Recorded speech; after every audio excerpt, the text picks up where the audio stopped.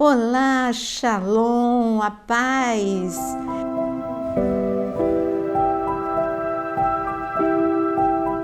Estamos aqui hoje para falar de psicologia e fé. Mas antes mesmo de falar sobre este tema, eu quero te convidar, você que ainda não se inscreveu neste canal, se inscreva, porque aqui você tem devocional todos os dias de manhã, tem podcast, tem live, tem muitos temas de estudo e alguns assuntos que você pode ter dúvida. Então se inscreve no canal, deixa o seu like e assim você se torna um semeador da palavra, porque vai chegar a muitas pessoas quando você dá o like e compartilha.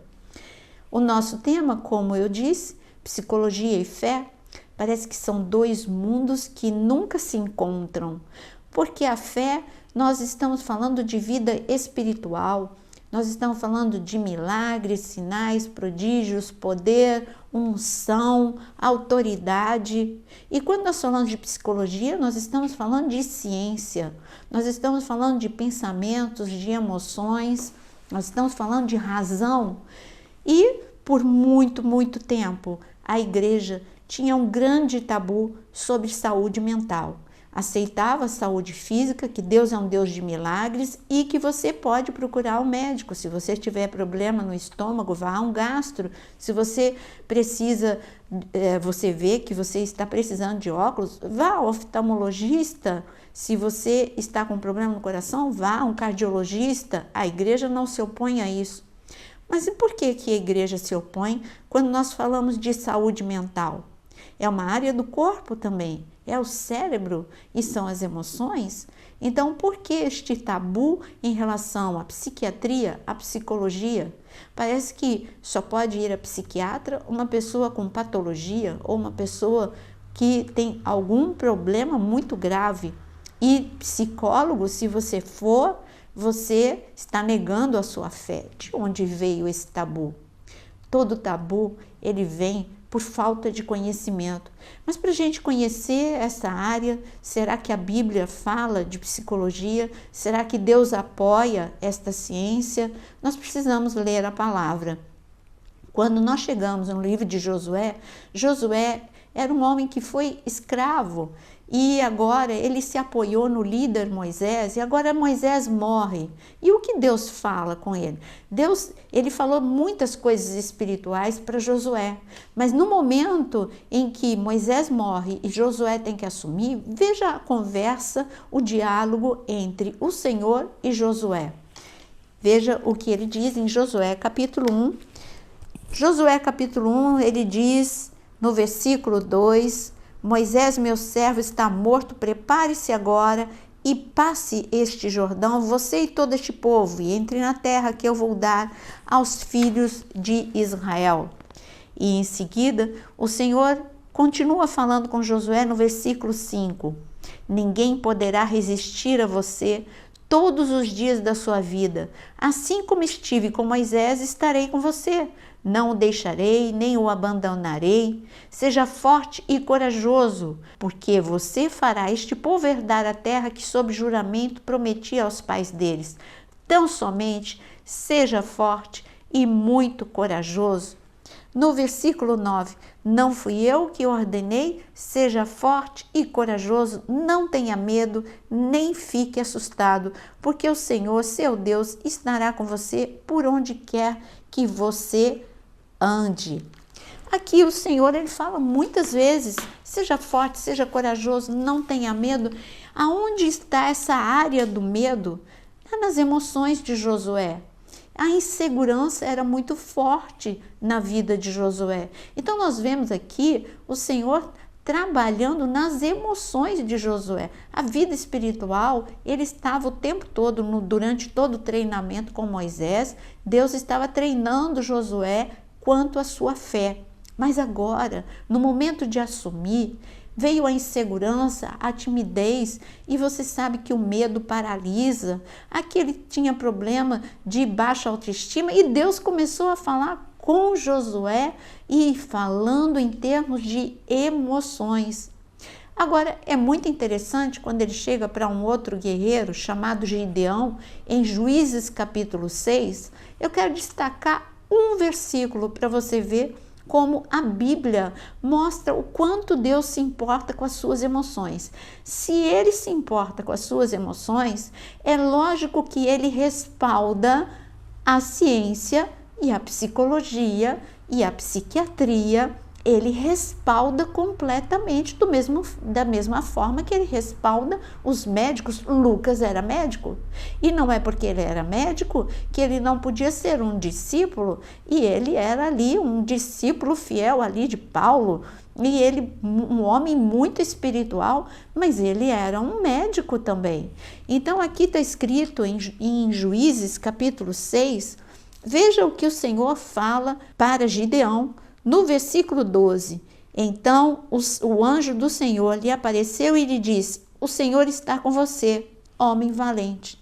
Ele não começou falando que, olha, o Espírito de Deus vai descer sobre você, o poder do Altíssimo estará com você, prostre e adore. Ele não começou a falar sobre a vida espiritual, nem a fé de Gideão. Ele começou a tratar primeiro a insegurança de Gideão. Olha, o Senhor está com você. Ali ele se sentiu amado, protegido, ele estava sendo ali e valorizado. Olha o que ele diz: homem valente. Que ânimo! Nunca ninguém tinha chamado Gideão de valente, e agora o Senhor vinha e falava para ele, homem valente. Por que ele já não começou? Olha, eu vou estar com você, você vai derrotar todos os inimigos, eu vou fazer um milagre, os inimigos vão bater em retirada. Não, ele não começou a falar sobre fé. A primeira conversa foi na área das emoções. Então nós vemos que no Antigo Testamento, Deus falou com 2 líderes, antes deles assumirem uma responsabilidade de fé muito forte. O Senhor falou com eles, tratando das emoções desses 2 homens. Quando nós abrimos o Salmo 55, é incrível o que o Senhor, ele mostra o salmista, que neste caso aqui é Davi, com sintomas de ansiedade, e a Bíblia mostra que este herói, este homem de fé, que homem de fé, que enfrentava Golias, que enfrentava filisteus, fosse o que se levantasse contra Davi, ele enfrentava porque ele tinha uma certeza, Deus era com ele nada temia. Isso é fé. Ele era um adorador, mas aqui ele tinha problemas, tinha momentos em que as emoções dele estavam totalmente abaladas. Olha os sintomas que ele está no Salmo 55, no versículo 4. O meu coração estremece no peito, terrores de morte caem sobre mim, temor e tremor me sobrevêm e o horror se apodera de mim. Até aqui, no versículo 4 e 5, você vê ansiedade, medo, pânico. Isso são nas emoções de Davi. E ele continua dizendo agora sintomas. Ele diz aqui o seguinte, no versículo 6, então eu disse, quem me dera ter asas como a pomba, voaria e acharia descanso, eis que fugiria para longe e ficaria no deserto, depressa eu me abrigaria do vendaval e da tempestade. Aqui ele está falando que os sintomas dele de ansiedade eram tão fortes que ele queria fugir, né? Porque a ansiedade é a irmã gêmea do medo. E diante do medo, você recua ou paralisa ou foge da situação. E é isso que Davi estava sentindo naquele momento. Mas sempre o Senhor vem em socorro e trata. De emoções, ele fala com a pessoa na área das emoções. Quando Elias, ele caiu em depressão, e quando você lê a história de Elias, ele se deitou debaixo de um zimbro, parou de comer, parou de beber e queria morrer. Ali Deus mandou o quê? Deus apareceu para Elias e começou a dizer, como assim um profeta de Deus nessa condição? Eu sou o Deus Todo-Poderoso, e falando tudo em termos espirituais. Não, Deus mandou um anjo. Deus mandou que o anjo fosse uma vez e levasse comida e bebida. Segunda vez o anjo foi lá, também deu de novo comida e bebida. E por último o anjo deu um recado. Olha, levanta e anda, porque ainda tem um caminho longo para você. Que fantástico, um Deus que cuida da gente, Ele cuida, eu estou provando para você que Ele cuida das suas emoções, Ele se importa com o seu colapso, com as suas rupturas emocionais. Então, por que esse preconceito com os profissionais da saúde mental?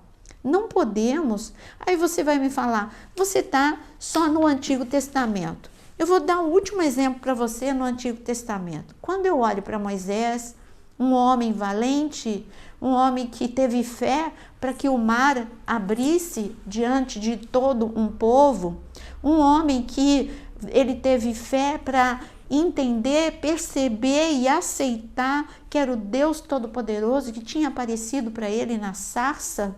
Homem de fé, homem obediente, adorador, homem de jejum. Ele jejuou 40 dias e 40 noites e depois jejuou a segunda vez, 40 dias, 40 noites.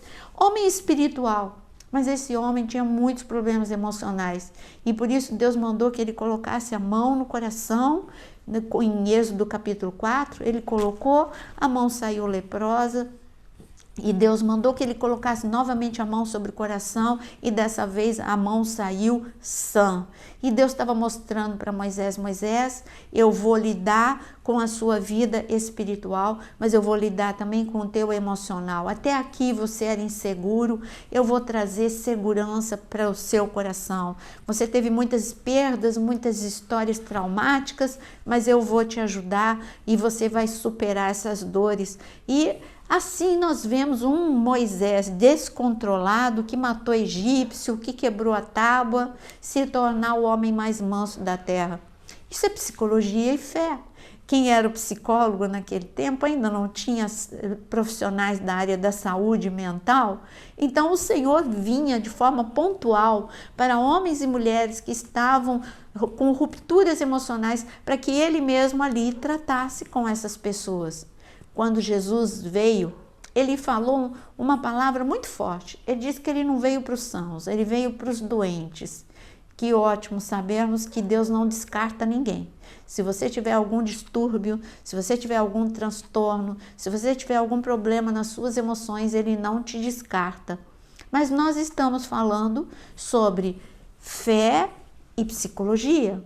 Então, quando nós vamos para o Novo Testamento, eu gostaria que você agora, você pensasse um pouquinho. Eu anotei aqui para você, quando Jesus, em Mateus capítulo 6, primeiro vamos para Mateus capítulo 6, depois eu vou falar de uma pessoa muito importante, o que Jesus fez com esta mulher.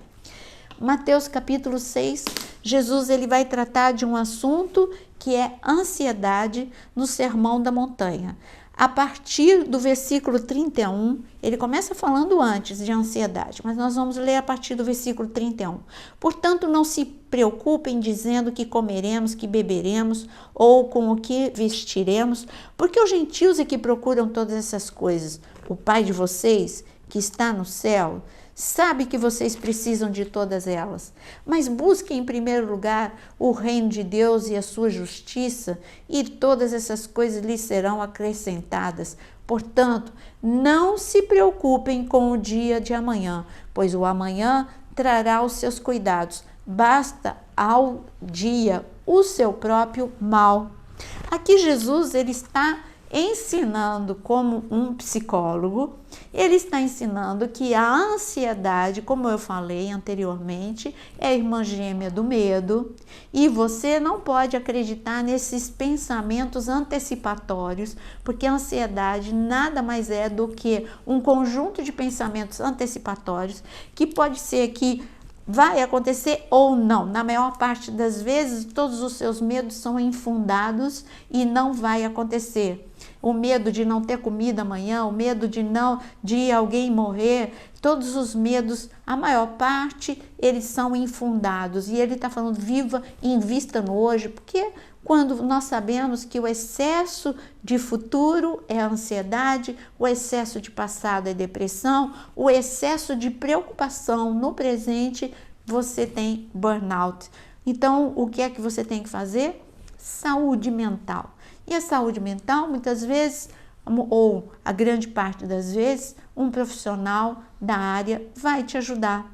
E a Bíblia está mostrando como Jesus se importou com a saúde mental dos discípulos daquele momento e de nós que somos os seus discípulos. Mas eu estava dizendo que eu ia falar sobre uma mulher. João, capítulo 4, Jesus chega em Samaria, manda que seus discípulos preconceituosos, que eles procurem comida, mas na verdade o que Jesus queria era conversar sozinho com uma mulher, a samaritana. Aquela mulher ela estava em pecado, ele poderia já começar como homem, como ele era 100% homem, mas ele como Deus, onisciente, ele sabia que ela estava vivendo com um homem, não casada com um homem, e que ela já tinha tido muitos casamentos. Jesus poderia já começar falando da vida espiritual dela, você tem que consertar a sua vida, você é uma pecadora. Não, Jesus primeiro quis ficar sozinho com ela, para mostrar para aquela mulher que ela era importante para ele. Segundo, ele ouviu aquela mulher, ele ouviu a história daquela mulher, ele mostrou empatia, misericórdia, ele deu, porque nós perdemos algumas habilidades, que é a arte de dialogar e a arte de ouvir, e ele ouviu aquela mulher. Ele quis saber da boca dela a história, a despeito dele já saber, ele queria que ela contasse. O que é que ele estava sendo ali? Ele estava tratando das emoções daquela mulher. Ela estava se sentindo aceita, amada, protegida, valorizada, que é tudo que nós precisamos para termos saúde mental. Jesus está mostrando o quanto ele se importa. Então, se desde o Antigo Testamento, mostra que o Senhor se importa com a nossa saúde mental. Mostrando no Novo Testamento o foco de Jesus, que ele também deu um grande foco para a saúde mental. Por que tanto preconceito com a psicologia, declarando, dizendo que quem tem fé não pode procurar um profissional da área de saúde mental, seja psiquiatra, psicólogo, psicanalista? Por quê? Isso é algo totalmente sem base. Quando eu continuo lendo a palavra, eu vejo que os discípulos, eles amavam Jesus 3 anos, largaram tudo para seguir a Jesus, mas eles ficaram paralisados pelo medo lá no cenáculo. Está escrito isso, foi o medo, e o medo é na área emocional. Com medo dos romanos, eles se trancaram ali no cenáculo. E Jesus, o que ele fez? Ele foi acalmar as emoções. Ele falou de coisas espirituais, sim, mas primeiro ele falou uma palavra, shalom, paz. Eles estavam agitados, eles estavam ansiosos, inquietos. Eles precisavam ter paz para poder ouvir o resto que Jesus tinha para dizer para eles. Senão, se eles não aquietassem nas emoções, eles iam perder todo o recado no que se relacionava à vida espiritual deles. Jesus marcou um encontro, depois leia, em Marcos capítulo 16, o Senhor, versículo 7, ele marca um encontro com os seus discípulos na Galileia. Por quê? Por que ele fala que ele queria um encontro e ele foi lá? Você vê em João capítulo 21 que ele foi, depois que ele ressuscitou. Por que ele quis esse encontro lá na Galileia? Para as emoções desses discípulos, porque eles precisavam se sentir, eles não se perdoavam. E Jesus queria mostrar lá naquele ambiente, onde foi o chamado deles, onde tudo começou, de que ele não tinha desistido deles. Tanto que ele deixou que fosse criado o mesmo ambiente do primeiro chamado. Em Lucas capítulo 5, você tem a pesca miraculosa, ali quando ele chama Pedro e outros para segui-lo. Agora em João capítulo 21, o mesmo ambiente para mostrar acolhedor. E eles se recordaram, foi aqui que tudo começou, foi assim que tudo começou. Então Jesus não desistiu da gente, ele ainda nos ama. Tudo isso é segurança, é amor, é aprovação na área emocional. Eles precisavam ficar estabilizados, porque eles iam viver algo espiritual tremendo. Eles iriam viver Pentecostes. O Espírito de Deus seria derramado sobre esses homens, eles se tornariam apóstolos que iriam produzir grande impacto no mundo da época deles. Mas emocionalmente, eles precisavam ser tratados. E Jesus se importou com as emoções deles. Jesus se importou com as emoções de Josué, de Gideão, de Davi, de Elias. E ele se importou com a samaritana, com os discípulos, com os outros 2 discípulos na estrada de Emaús que estavam desanimados, não descrentes, desanimados. E Jesus foi e reanimou emocionalmente, e depois é lógico que eles tiveram um impacto na vida espiritual, mas primeiro o Senhor reanimou, deu esperança para aquele casal de discípulos ali na estrada de Emaús. Então, meu querido, o que eu tenho para te dizer? Não tenha preconceito. O mesmo Deus que se importa com a tua vida espiritual, que se importa com a tua vida física, ele se importa com as suas emoções.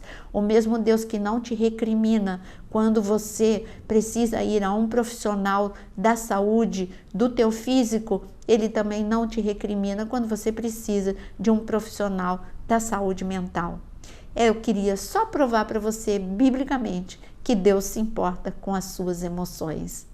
Olha, que Deus te abençoe e que você seja restaurado, curado, ungido, fortalecido, em nome de Jesus. Amém.